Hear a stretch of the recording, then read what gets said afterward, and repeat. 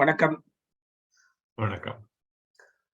We have started this series about 2 years back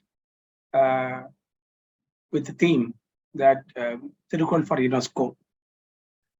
International Thirukkural Foundation, Mauritius, along with Tamil Vazhchi Mandam, Australia, Voice of Valluvar Family, India, and Valai Tamil, taken this initiative, and we got two great stalwarts advisors, Dr. Prabhakaran and Chandrika, who are doing the documentation work so that properly it is presented before UNESCO. So we have done 26 lectures with experts on the field, covering a wide range of topics, but the core theme is Thirukkural for peace, world peace. Now, in this series, we want to formally introduce Thirukkural to non-Tamil readers, so that they have an idea about the entirety of Thirukkural, the wholesomeness of Thirukkural. So Dr. Prabhakaran is with us, and this is the second lecture in this series. He is going to speak on 5 golden rules of Valluvar for efficient management. I would like to say a few words about Dr. Prabhakaran. He received his bachelor's and master's degree in mathematics from India a long back, where even before the IT revolution started, he moved to USA, and where he received his MS and PhD degrees on computational mathematics and an MBA in management information systems. So he was a pioneer in the, I can say that, in this IT field. So he is both, he had a very successful career. He held several senior level positions in large corporation and has successfully managed supercomputer facilities for NASA and the US Army. In addition to his regular jobs, he has also served as an adjunct professor at Cleveland State University and the University of Akron, Ohio. So this is on the profession side, but Dr. Prabhakaran never forgot his roots, and the roots are the elements of what is contained. The roots are common to the whole humanity. So he is also interested in Tamil language and literature.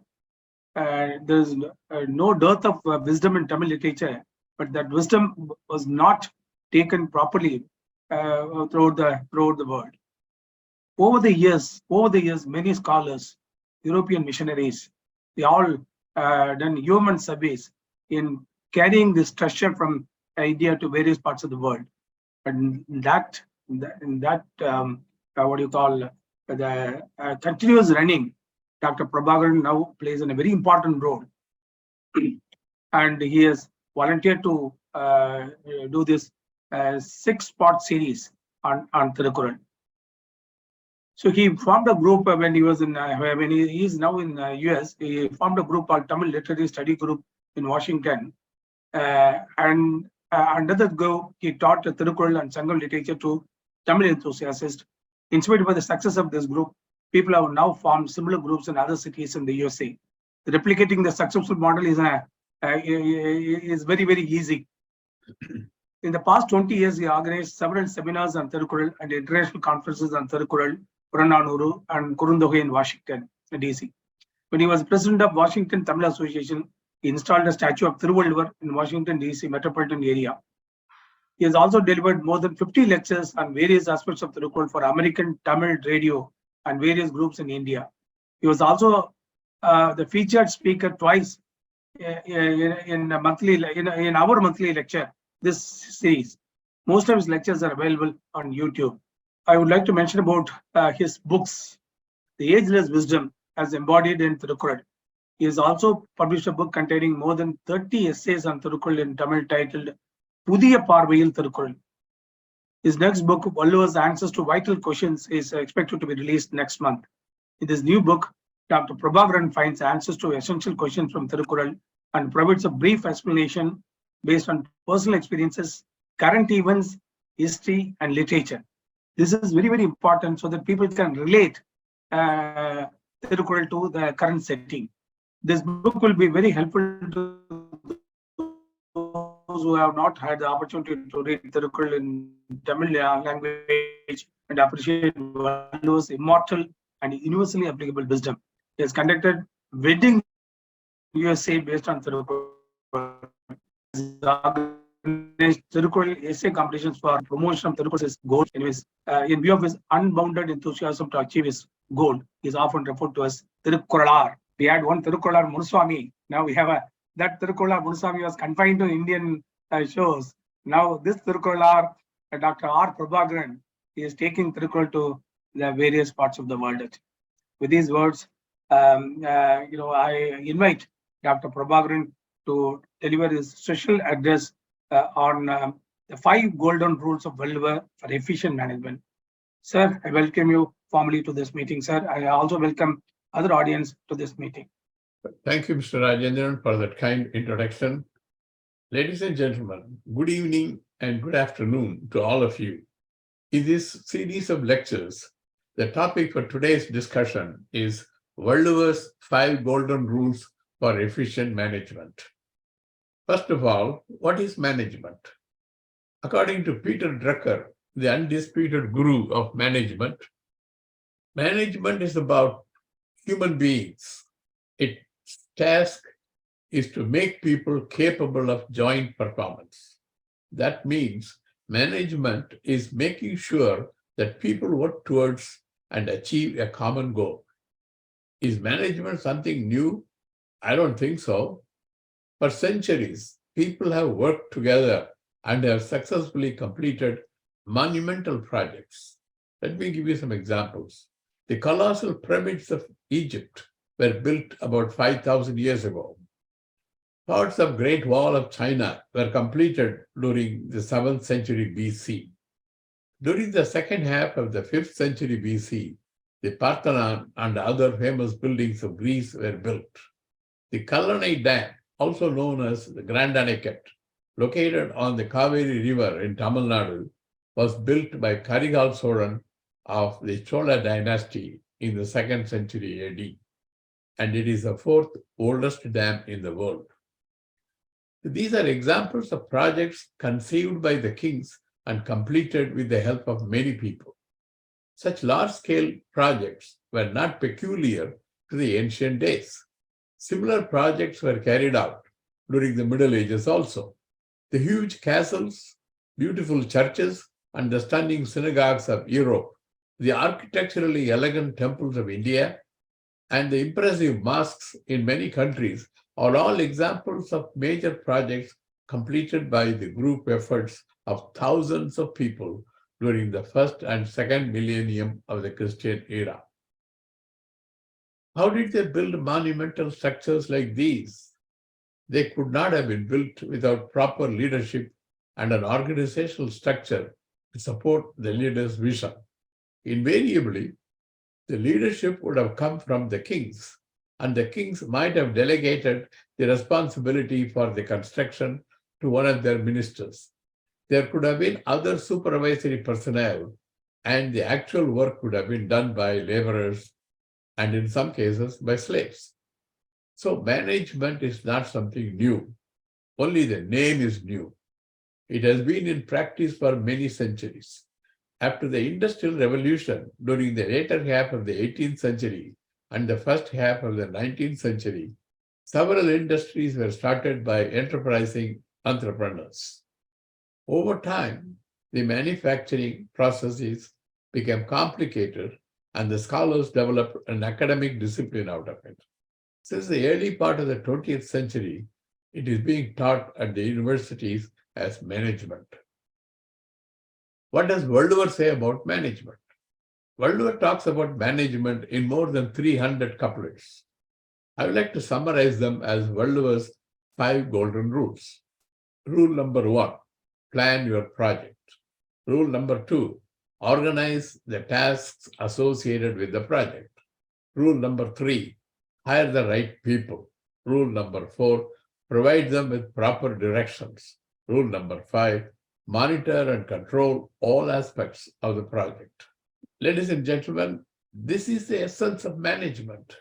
An expanded version of this is what is in management textbooks and what is being taught at universities as management worldwide. Now, we will look at each of these golden rules in detail. The first rule is about planning. What is planning? There is a very famous book called Principles of Management, an Analysis of Managerial Functions, written by authors Kuntz and O'Donnell. More than 2 million copies of this book have been sold, and it has been in use as a textbook on management for more than 50 years. According to Kuntz and O'Donnell, planning is deciding in advance what to do, when to do, and how to do. Actually, it bridges the gap between where we are and where we want to be. Planning deals with deciding on a future course of action for achieving predetermined goals. Planning is a very, very essential function in management. There was a famous scholar in the United States called Benjamin Franklin during the 18th century. He was a polymath who was active as a writer, scientist, inventor, statesman, diplomat, printer, publisher, and political philosopher. To emphasize the importance of planning, he is said to have made the statement, "Failing to plan is planning to fail." In other words, if you want to be successful in your project, you better plan your project. Let me give you some examples to illustrate the importance of planning. In the United States, more than 400,000 small businesses are started each month. According to the Small Businesses Administration Office of Advocacy, only about 50% of these businesses survive their 5th anniversary, and only 1/3 celebrate the 10th anniversary. Among the many reasons for the failure of small businesses, lack of proper planning is chief among them. Failure to have adequate planning has also led to major defeats in battles. For example, due to a lack of proper planning, Napoleon suffered a major setback when he invaded Russia in 1812. He did not expect that when the Russians retreated, they would burn everything on their way. When Napoleon's army reached Moscow, Moscow was burning. Napoleon's army ran out of supplies, and they were ill-equipped to face the severe cold winter of Russia. Napoleon's army had to retreat. While Napoleon's army was retreating, the Russian troops attacked them. Napoleon lost more than 500,000 warriors. This is a result of poor planning. Valluvar emphasizes the importance of planning in several couplets. You can see Valluvar's emphasis on planning in the following couplets. He says, action should follow analytic decision resulting from deep deliberations. Venturing into action without due deliberation is disgraceful. Couplet 467. Those who fear public disgrace will not venture into a project without detailed deliberations. Couplet 464. Any endeavor without a proper plan will fail, even if many people support it. Couplet 468. Fighting against enemies without well-thought plans will only strengthen the enemy. So he's really emphasizing the importance of planning.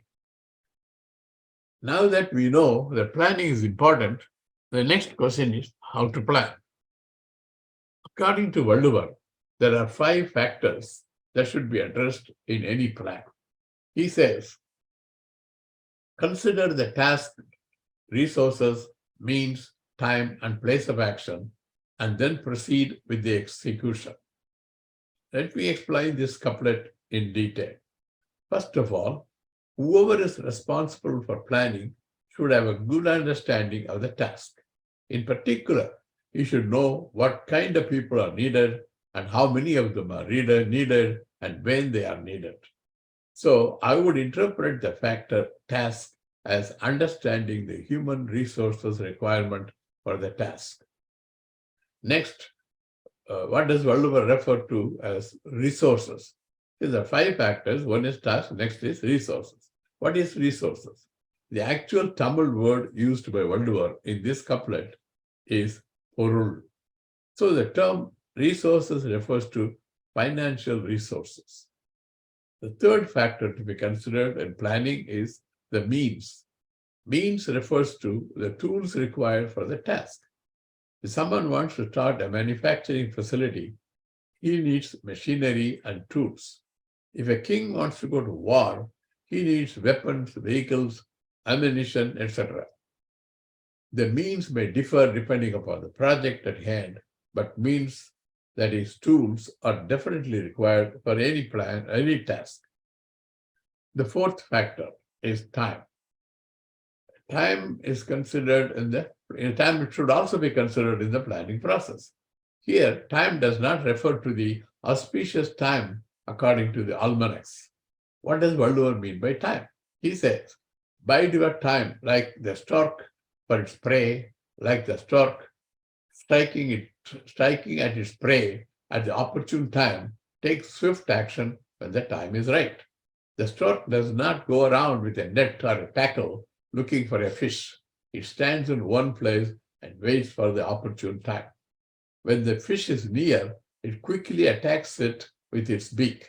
Similarly, in warfare, the king should wait for the right time to launch an attack on his enemy. This is also applicable to a businessman. He should wait for the appropriate time to launch a new product or promote an existing product. In other words, the king or a businessman, or for that matter, anyone, should wait for the right time to undertake his venture. In general, consideration of time is an important factor in planning. For example, these days, if a company decides to manufacture high-quality typewriters, it will miserably fail because nobody uses typewriters. This is not the right time to start manufacturing typewriters. Nowadays, we all use printers and computers and not typewriters. So obviously, time is an important factor to be considered in the planning process. And the fifth factor is place of action. It's equally important for businesses and the defense forces to consider the right time. Businesses routinely analyze the appropriateness of a location in great detail when they are planning to build a new plant, open a branch office, or test market a product. Similarly, when a king wants to attack an enemy, he looks for the right place and the right time to attack him, so you'll be surprised and he has a better chance of winning. Marketing professionals claim that 4 P's of marketing are product, price, promotion, and place. This highlights the fact that place is an important factor in successfully marketing a product. According to Michael Porter, who is a well-known economist and business strategist, it is of strategic importance for an enterprise to select the best place for fighting its competitors. Valluvar emphasizes the importance of place in several couplets. So let's take some examples. He says in couplet 495, a crocodile will be victorious in the deep water. Out of the deep water, other animals will conquer it. That is, a crocodile is vicious in the deep water, but out of the deep water, a crocodile is vulnerable to attack by other animals and people. Likewise, the strong-wheeled chariot cannot be driven on the high seas. So too, the swift sailing ship cannot move on the earth. Obviously, a chariot cannot go on the sea, and a ship cannot go on the earth. So there is a proper place for everything. These days, most of the products sold in the USA are manufactured in China. Why? That is because the cost of production of goods in China is much cheaper than in the USA. So for example, when people build a house, they decide where to build the house based on several criteria. So also, when an entrepreneur decides to build a factory or market a product, he would certainly select the best suitable place for his project. So the place of action is definitely an important factor to be considered for any project. All the 5 factors, namely human resources, financial resources, means, time, and place of action, can be collectively considered as the strength of an organization. In order to be successful, one should also compare the overall strength available in their organization against that of the competition. In the chapter on assessing the strength, Valluvar says, before launching an operation, assess the strength needed for the operation, your own strength, the strength of the enemy, and the strength of your allies, and then act. That is, before starting any project, assess the strength required for that project. Then compare your strength with that of the enemy or the competition, and then proceed. Defense forces routinely compare their strength against their enemies before launching an attack. Also, businesses compare their strength against their competitors before starting a venture. This type of analysis is known by the acronym SWOT, where S stands for strength, W stands for weakness, O for opportunity, and T for threat, that is SWOT. In addition to considering the 5 factors mentioned above, it is also necessary to carefully consider and compare the overall strengths and weaknesses against those of the enemy or the competition. Businesses also perform SWOT analysis before launching a new venture. Now, we'll move on to the next rule. Rule number 2 is organize. The next step after planning phase of the project is organizing. Organizing is the process of bringing together physical, financial, and human resources and developing a productive relationship among them to achieve the organizational goal. Valluvar has 2 pieces of advice regarding the organization phase of the project. First, focus on the project and do not stray away from the goal of the project. To stress this point, Valluvar says, the project will be ruined if we do things that are not to be done, or if we do not do things that ought to be done. So you have to do what is important and do not do what is not important. The other piece of Valluvar's advice regarding prioritizing the tasks, he says, things that may be done at leisure can be implemented slowly and deliberately, but things requiring immediate attention should not be delayed at all. See, in a project, some tasks are more critical and more important than other tasks. Also, some tasks can be done one after the other. That is, in a serial fashion, you can do them. Some tasks can be done in parallel. Some tasks may depend on other tasks. So in other words, the task dependencies and the resources required should be analyzed, and the tasks should be scheduled based on their importance, dependencies, and urgency. For example, when a builder builds a house, he has to lay the foundation first. Then only he can proceed with other work.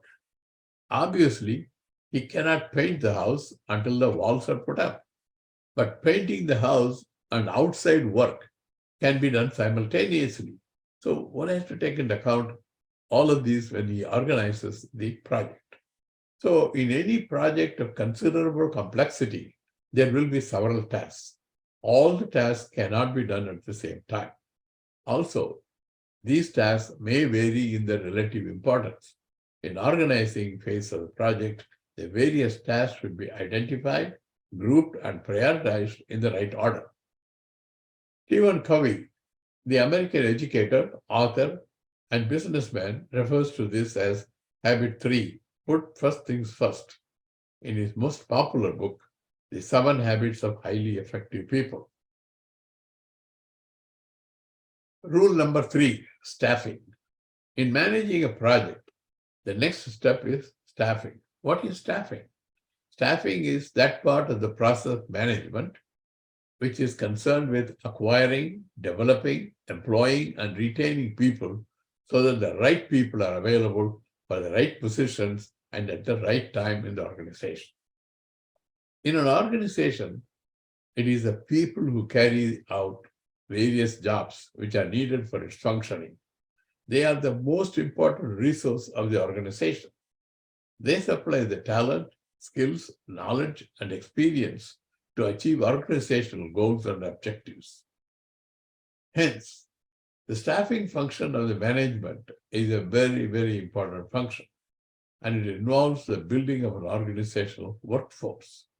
In staffing, the management is faced with the challenge of not only finding the right person for each job, but also matching the personnel with the jobs identified and providing for their long-range growth and welfare as members of the organization. Valluvar addresses the recruitment aspect of staffing function in great detail. He has some very profound and practical ideas for staffing. First of all, he emphasizes testing before hiring. He says, selecting someone for a position without testing him will result in endless troubles for years to come. Couplet 508. This is very true. If you hire the wrong person, you are stuck with him. Sometimes they may cause more damage than good. Valluvar's guidelines for staffing are as follows. 1. Examine his attitudes towards virtue, wealth, and pleasure. One's attitude towards virtue, wealth, and pleasure reveals his true character. Next, investigate whether he has fear of life. Well, if somebody is not afraid of his own life, he will do anything. He cannot be trusted. Next, examine his family heritage. Someone with a good family background can be expected to have good manners and good habits. Rule number 4, find out if he is free from faults. Well, everybody has faults. At least you can expect the candidate to be free from major faults such as stealing, lying, dishonesty, etc. Next, investigate if he is sensitive to public disgrace. Those who are insensitive to public disgrace would not hesitate to indulge in bad and unethical behavior because there is nobody to criticize them. Next, find out if he will be loyal to the organization. Those who are not loyal to the organization cannot be trusted. Next, test his knowledge. Well, having the required knowledge and expertise is essential for an employee. 8. Make sure he is capable of clear thinking. Only those who are capable of clear thinking can make the right decision. Finally, investigate if he is devoid of excessive desires. Well, everyone has desires, but those with excessive desires will be selfish and will always find ways to satisfy their desires instead of focusing on the job. In addition to the testing criteria for potential employees, Valluvar also cautions about people who should not be hired for a job. Do not hire anyone if he has no friends or relatives. Well, loners without friends or relatives are not likely to be team players. They may not work well with others. The next suggestion from Valluvar is, do not hire someone because you are fond of him. Boy, this is very true. Knowledge and ability to perform the job should be the only criteria for hiring someone. Do not hire someone just because you love him or you like him or he is somehow your favorite person.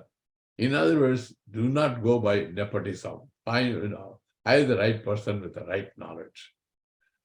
He also has some special guidelines for hiring top-level executives. He says to hire people who can expand the sources of revenue, increase wealth, analyze problems, and resolve them. This is very, very important criteria. Whether it is a nation or an organization, people with the ability to add to the wealth of the nation or the organization are considered very valuable asset.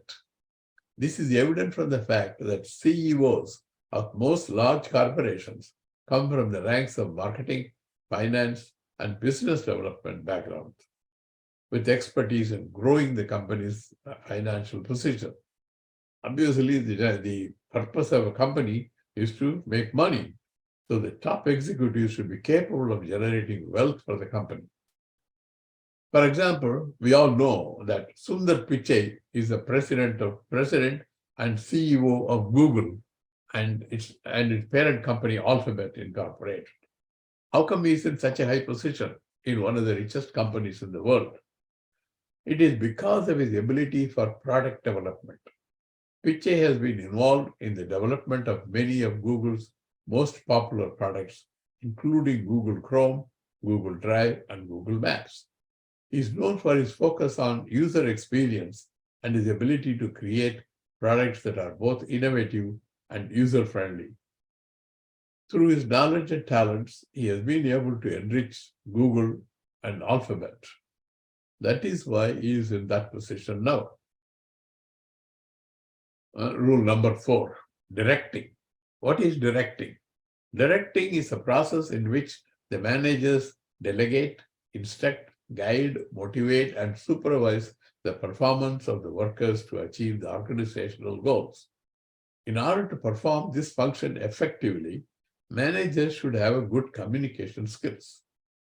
Valluvar has some profound observations about delegation, supervision, and performance evaluation. First, we shall see Valluvar's ideas regarding delegation. Do not hire anyone without testing. Once an individual is hired, do not hesitate to assign appropriate duties to him. Obviously, testing is important. Once tested and is found suitable, he is hired. But once hired, he should be given the right job.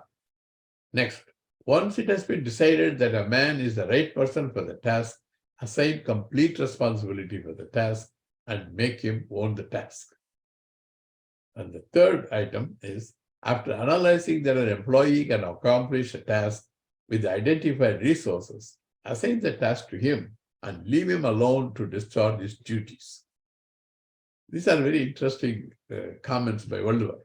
He says, in fact, Valluvar is of the opinion that once a person has been selected after being tested, he should be assigned appropriate duties and made to own the responsibilities for the job. More importantly, he should also have the necessary authority to do the job. So responsibility and authority should always go together. One without the other is of no use. Once the individual is empowered to act, he should be left alone. He should not be micromanaged. Micromanaging an employee destroys his motivation and self-confidence.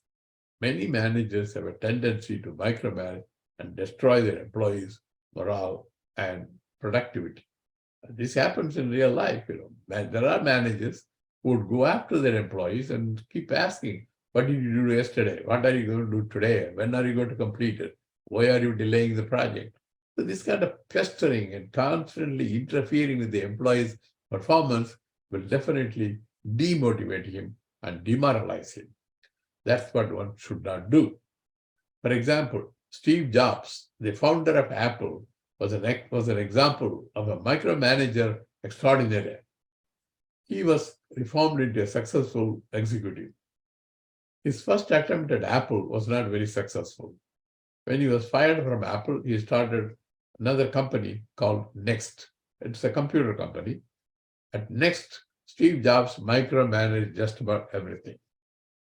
But Next was a failure. The failure of Next is attributed to Steve Jobs' management style, which was micromanagement. He started the company called Pixar. There he gave complete responsibility and authority to all his managers. Pixar was very successful. He continued the same style of management when he returned to Apple and turned it into one of the most valuable companies in the world. It looks like Valluvar has this type of delegation without micromanaging in mind. Next is supervision. Supervision is also an essential part of directing. Valluvar has critically thought about supervision. He says, even those who have successfully acquired rare learning and are known to be free from defects may exhibit some incompetence upon close examination. This is true. You can test somebody all you want, but then when he really performs, he may not do what you expect him to do. Be aware that there are people who satisfy all the tests and yet they differ in the performance of their duties. That's what Valluvar says. So that is, he says, in spite of all the tests, even a man of good quality, good family background, and education may prove to be incompetent upon close examination. A candidate may do well in all the tests, but in actual work, his performance could be less than satisfactory. Everyone has their strengths and weaknesses, and the employer has to consider both and take the one that outweighs the other. Therefore, it is necessary to routinely supervise the employees. Another aspect of directing is performance evaluation. As a result of supervision, the manager will be in a good position to evaluate employees and decide how to reward them commensurate with their performance. According to Valluvar, the manager should consider the employee's good qualities as well as his faults and decide on the annual salary increase, bonus, stock options, promotion, etc. I believe that in private companies, this sort of performance evaluation is practiced and the employees are rewarded commensurate with their performance. But in government, although performance evaluation is done, because of the unions and fixed pay scales, the manager may not have the freedom to base the rewards in proportion to the employee's performance. I don't know about other countries, but in the USA, all employees in a particular rank receive more or less the same percentage of annual salary increase. If a good performer and one who is not so good are treated the same, the employees lose their incentive to excel in their performance. And this eventually leads to mediocre performance of all the employees. One who does well and one who does not do well, if they both get the same salary increase, then why bother? Why would a guy who does good work will continue to do? He can slack.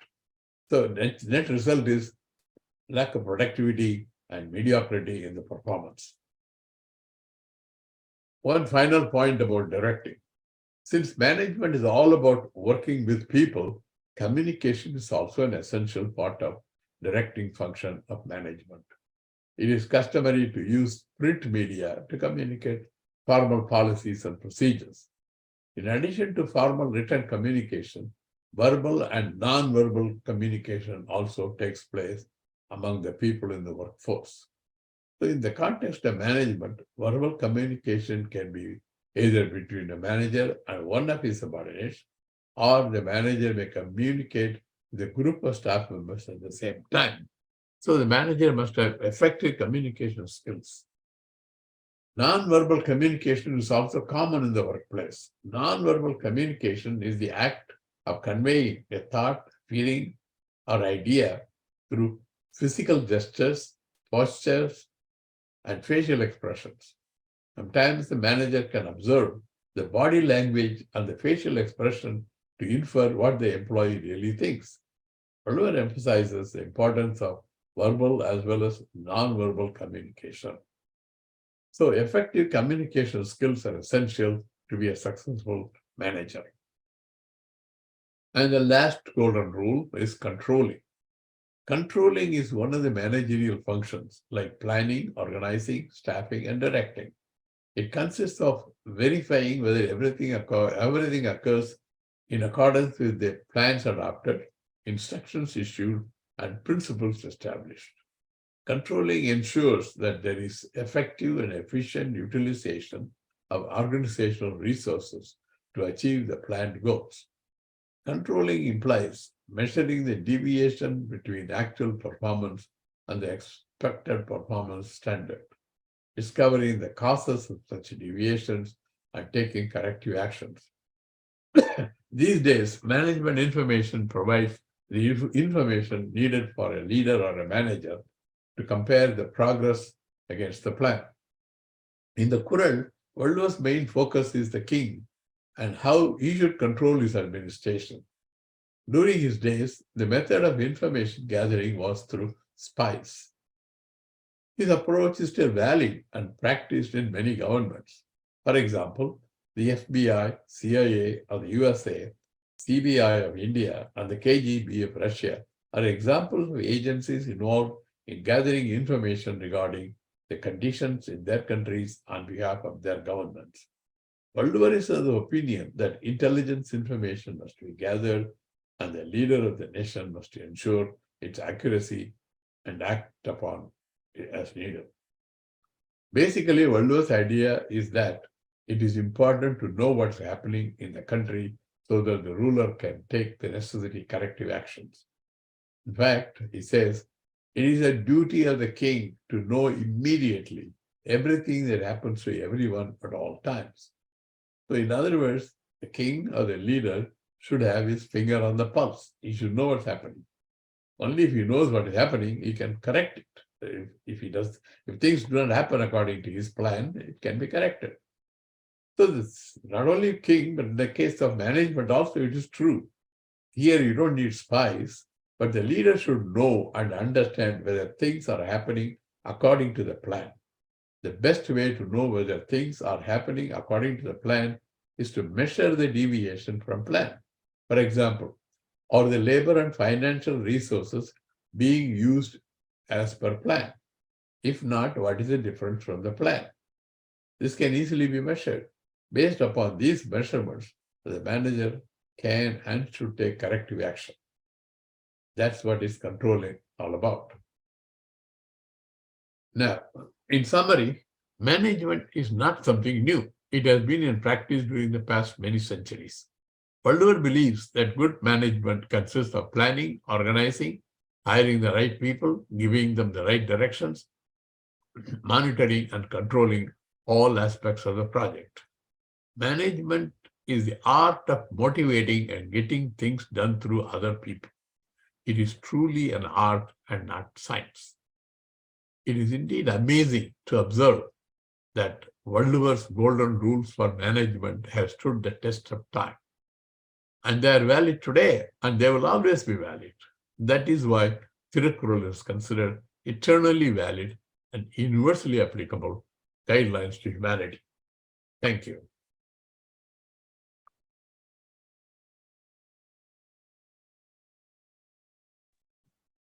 Thank you, sir.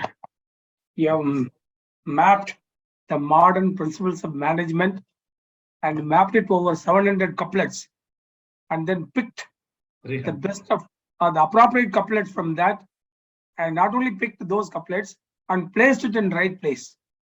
And he, very, very, very nicely delivered lecture, sir. Though we have online limited participants, and we have Mr. Kadiravan is, he was a project engineer for several years, executed several projects on the field. He is from Annamalai University. Then we have Kumar Punithavel and Vijay Veeramuthu with us. I would like to open the floor for questions, and especially I would like to invite Kadiravan to share his perspectives on the views on the lecture, and then based on his experience, he can share his thoughts on Valluvar and Dr. Prabhakaran's lecture.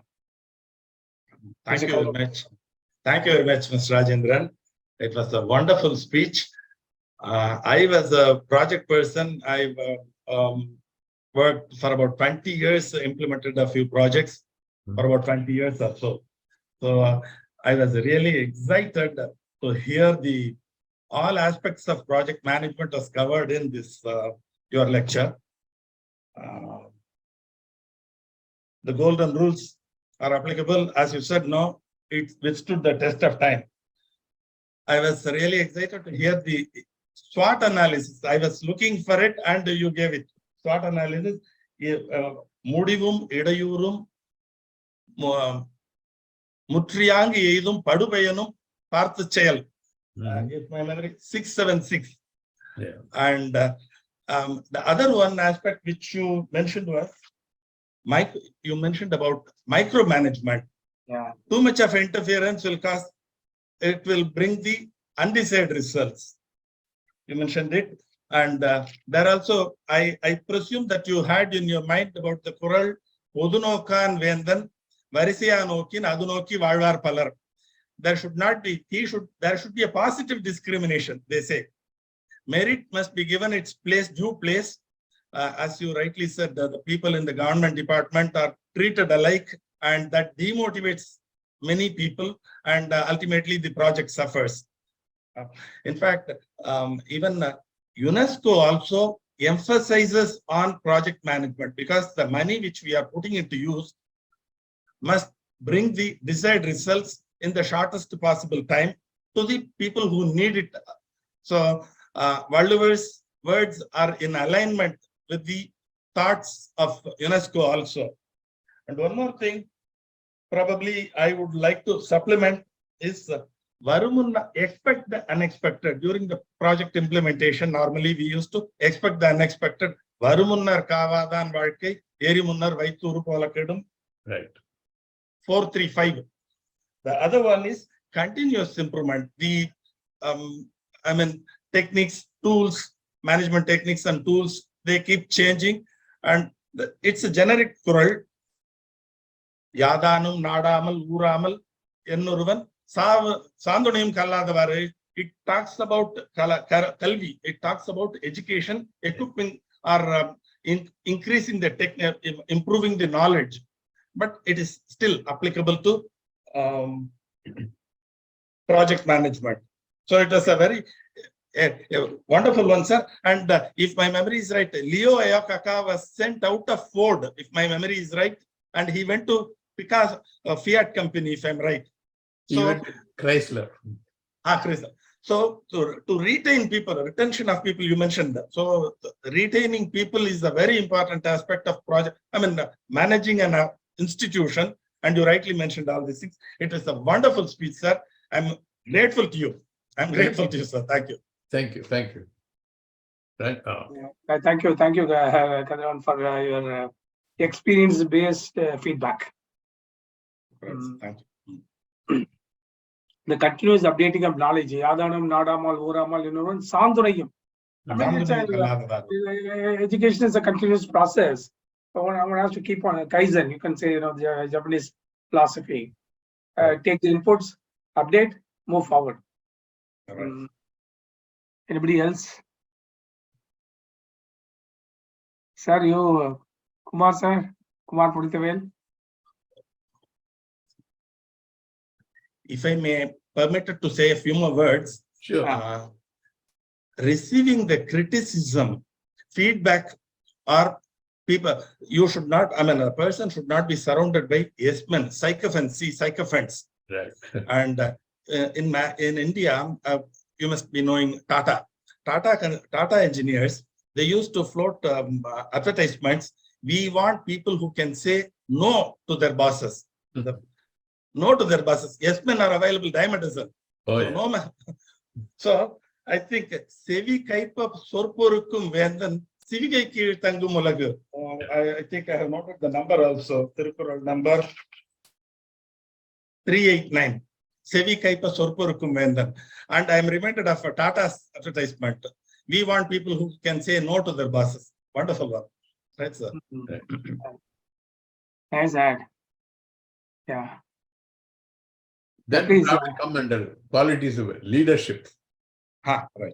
Yes, I didn't want to go into that. I just want to talk about the management aspect only. Because there are a lot of things you could include. Right. Time does not permit to go into all that. Definitely. As you said, I wonder, you said the 300 Kurals. Yeah. I think I should keep looking for the other Kurals also. First 25 chapters on Arasiyal. Half of it is our leadership. What qualities should the king should have and all that. The other 10 chapters are our minister. A minister, you can consider him as a chief operating officer. And the leader, king is like a CEO, chief executive officer. The minister actually does things. The decisions are made by the king. So in both cases, there is management involved. And that's why I said it's about 300 crores. But there are a lot of other, as you said, there are a lot of other crores that can be brought into this. Thank you, sir. So, Kumar Pudithabel, you want to say something? Well, it was a well presented narration. I really enjoyed, and it opened my eyes how great it is. In fact, this is a very important time here in Canada because next week they are going to unveil the person who translate the statue of the person who translated Thirukkural completely in English for the first time. Pope. That is Reverend G.U. Pope's image will be unveiled this coming week. And the people would have, in fact, I would have gone there to have here next week. It will be going to happen. It's a good thing. We are going ahead. And the more important thing is, it's not for person A, B, or C. Anybody and everybody has something to gain in Thirukkural. And I would say G.U. Pope put it very well. It's a new thread of water that has come to clean the impurities of the world. Now, say if I am to teach management, Thirukkural is the best handbook I can take because everything is given in a nutshell, and you quickly select the proper things and you teach the youngsters who are coming into employment. So that way, I really happy that I was born a Tamil and had the privilege of learning the Thirukkural at a very young age. It's something I never asked for. I don't know how I came, why I came, I don't know. But trust me, it certainly will help the world if we can teach more children to know how to manage. Finally, it's a matter of management that matters, right? If I'm running a house, it's a management. I must know to appreciate my wife. I must know to appreciate my children. I must encourage myself. It is management in everything. You manage your family, you manage the world, you manage even praying to God, you have to manage Him. Do what things He would like and be happy about it. Thank you very much, sir. It was a fantastic presentation. You condensed it very well within the time. Once again, thank you. Thank you. Thank you. One more word, sir. May I? Sure. Okay, right. Apart from project management, probably the principles of Thirukkural can be applied to all aspects of any professional. Sure. And Yeah. like it makes a ordinary lawyer into a successful lawyer. It makes an ordinary entrepreneur into a successful entrepreneur. It has all the ingredients to make an ordinary doctor into a very successful doctor. So it's not only confined to project management or making money, to Yeah. all aspects of profession as such. Yeah, you can interpret this Quran. You like a clay. You can model it any way you want. Right, sir. Right, sir. Thank you, sir. Today, Dr. Arun Parsaman, because of some urgent work, you couldn't, though he is there, but he is held up somewhere. So he asked me to do this honors, and I must thank him for giving me this opportunity. And anything else, sir, would like to say as a final word? Otherwise, I'll conclude the session, sir. Dr. Prabhakaran, sir, would you like to say No, nothing. I don't have about the next lecture, sir? What you plan to do in the series? Would you like to say about that? Yeah, Dr. Parshuraman was interested in good governance. So I'll look into that, do some research, and again, condense all the ideas into a 30-minute lecture on good governance for this troubled world. As Dr. As Mr. Kumar Purdivel said, the management start from home. Yeah. And governance also start from home. Yes. The elements, in fact, the home is a place, sort of a training ground to prepare an individual to face the society. And the values they imbibe in the family setting is definitely very useful when the individual faces the society. That is what we all see in the life of Mahatma Gandhiji. He was a great leader, and he was a great manager, and whatnot. He was a he was a great journalist. Whatever the profession he was doing, he was best at it. That's because the basic elements, basic foundation is very strong. Yes. And that's very nice topic, sir. So with these words, I thank all the participants who joined us today, and also we would like to have the feedback of the people, those who are going to listen this later in the YouTube, so that we will be able to deliver what exactly the people want, the community wants. And Thirukkural has got everything. And the way you look at Thirukkural, it will present that kind of picture actually. Whatever you want to take it from there, you can take it.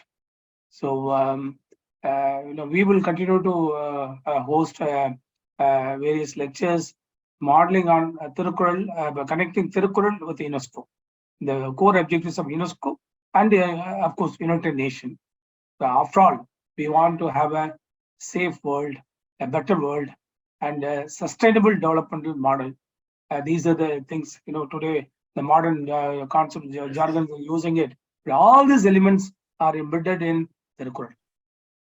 Thank you, sir. Thank you, Dr. Prabhakaran, for this wonderful, for your time and energy and your passion for Tamil literature. We all benefited. By your lecture. Not only lecture, your